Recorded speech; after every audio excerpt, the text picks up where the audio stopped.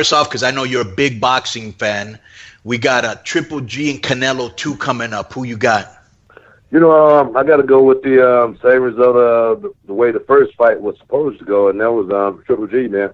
I love Canelo, man. He's a great fighter, but I just think I don't think he's advanced the way I think the way he was expected to advance after that Mayweather fight. Even though he's had some big fights and some big wins, he's had a lot of trouble, with certain guys, going out there and performing. You know what I'm saying? So I'm gonna go with Triple G. Let me ask you a question. Were you okay with the draw in that first fight, or did you think one of those two guys won it?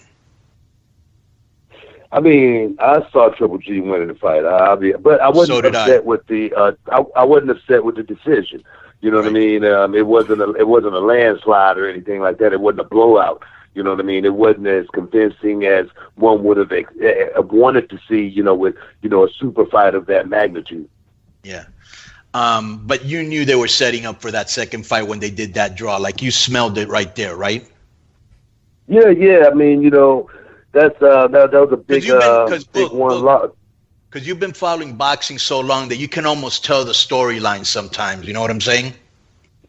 I mean, you can feel that one coming because, you got two major players, you know what I mean? Even though, Canelo had that loss on his record, with Floyd, you still had two guys that were marquee players, you know what I mean? And, it's got to be a payoff in a situation like that. It's either got to be a big knockout, we can perhaps, get a trilogy out of this thing and we all make money. And that's what I like about the boxing game, compared to the, the MMA game. It's really all about maximizing how much money we can make throughout a career, Just say that real quick, for people that are listening to this, just a little history, is that there was like a little crew of us that always used to watch the boxing pay-per-views.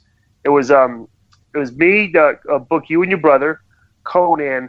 Who else was like our little clique that like after the shows we always tried to find the pay-per-views back then? Do you remember who our little clique was? Man. I think we were the boxing aficionados of the crew, I think, Right. And Now let me tell you another crew that you and me were in, Book.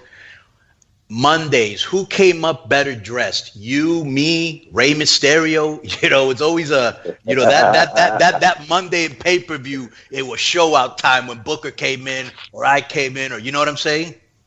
Hey man, that was the beginning of to represent in the ring as well as out of the ring.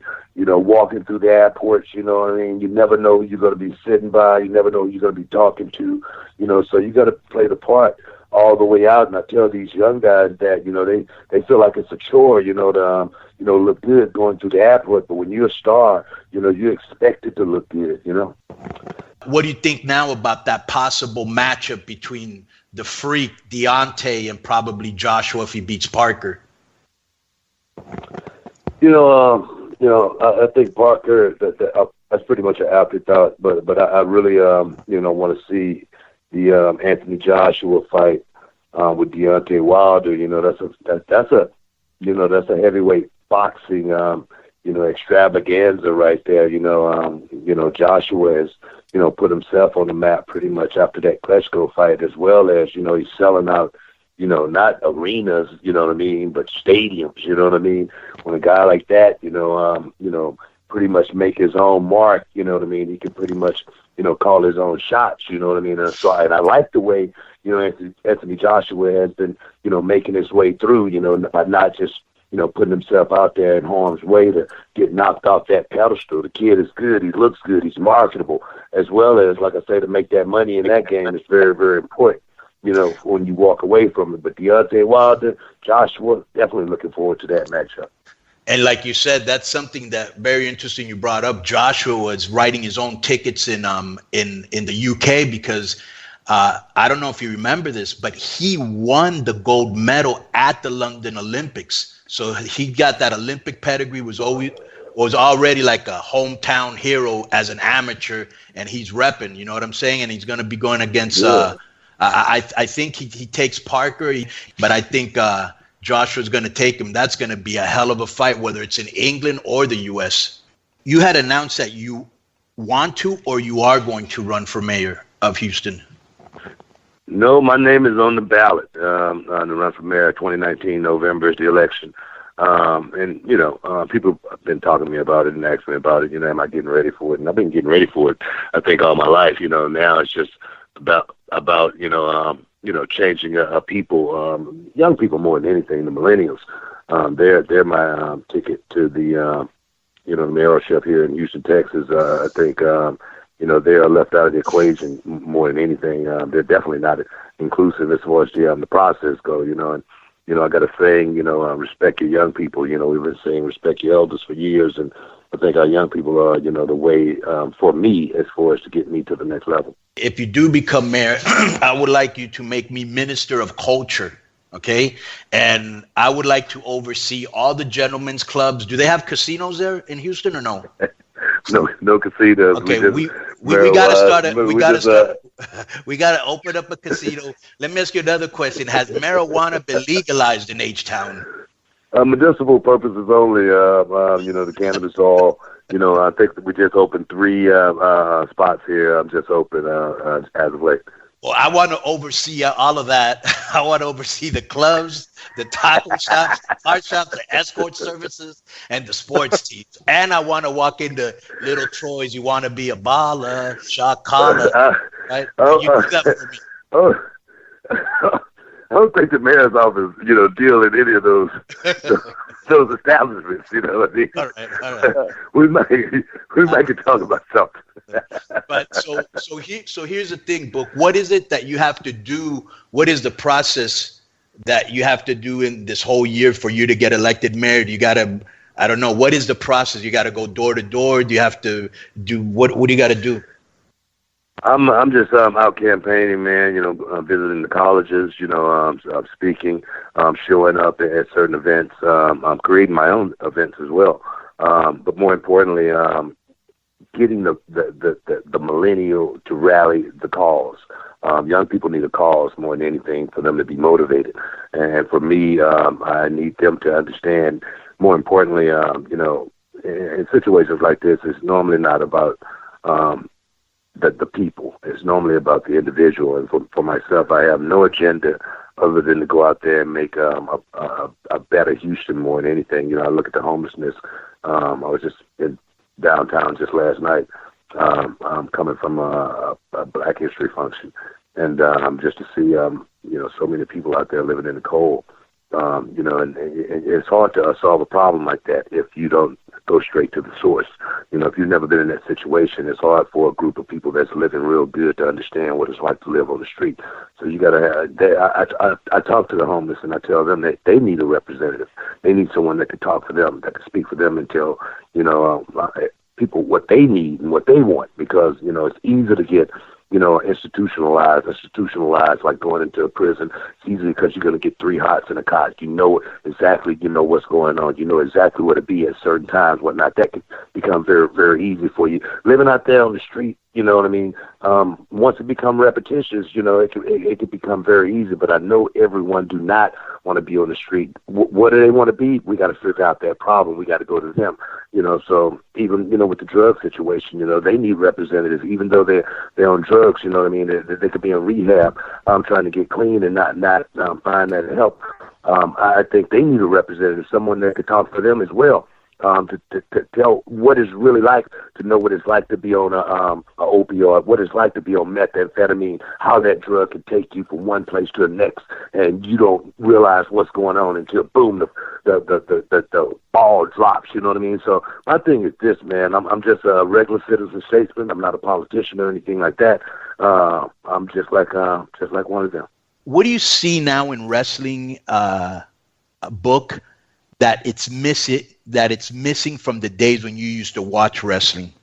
I think psychology. I think it's missed the stories, as far as not the stories, but the storytelling. Being able to go out there and make the fans say your name, and chant your name, because they were invested in you. They had a emotional connection. When you was getting beat up really good, you might see a kid crying because they want you to get back in there. You know what I mean? I think that part of it has been removed, from the business due to it's a different time now, different game. But I think what we did and back there as far as storytelling, I think it still works today. In certain matches, you still see some storytelling. I like Roman Reigns, you know what I mean, because he goes out and tells me a story pretty much every time he's in the ring, no matter how much time he's in there working. And that probably is perhaps because of his heritage, his pedigree, you know what I mean, knowing what, where he came from. So, but if certain guys go out there and they forget about the emotional connection that you're supposed to make with the fan, I think that's the biggest part that's missing more than anything. And so what was the last good story you saw in WWE that you found yourself immersed in, that you're like, wow, this is real good and I can't wait to see what comes next? Man, honestly, I can only be honest with you. I don't look at it from that perspective these days. I guess because during commentary, it's all every week is pretty much all about the next week. You get to that week and it's about the next week, and next week, boom, you get ready to go into the pay-per-view. And there again, that's where it's a lot different than it was, back in the day. You know what I mean? Because storylines would last, 3-6 months.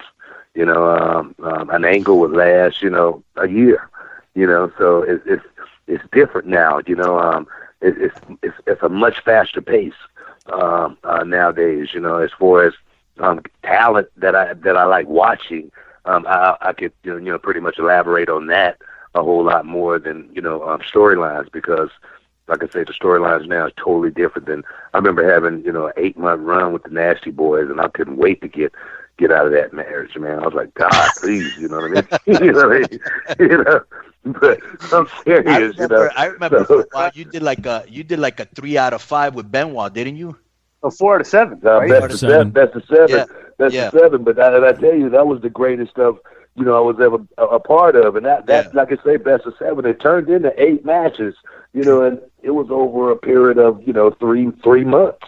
So the fans got a chance to endure themselves, with Benoit and I, and watch us go out and, create magic and say, okay, let's go out and see if we can give the fan the ultimate thrill ride. Let's go out and see if we can give the fan that ultimate memory that they're going to remember for the rest of their lives. So definitely we had a lot of time to do that, as well as not just a lot of time. We had a lot of time to prepare, for a situation like that. And I think, like I say, time was different then than they are now, but Benoit and I, we worked our butts off, as well as we told a great story at the same time. But Book, how about this? Think about this too.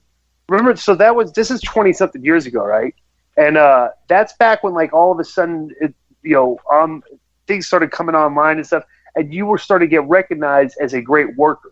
Benoit was a great worker, and then all of a sudden we see, like, because you're a great worker, well, we got to give this guy time. It's like, weren't you guys the first ones that started, like, the 2-segment matches?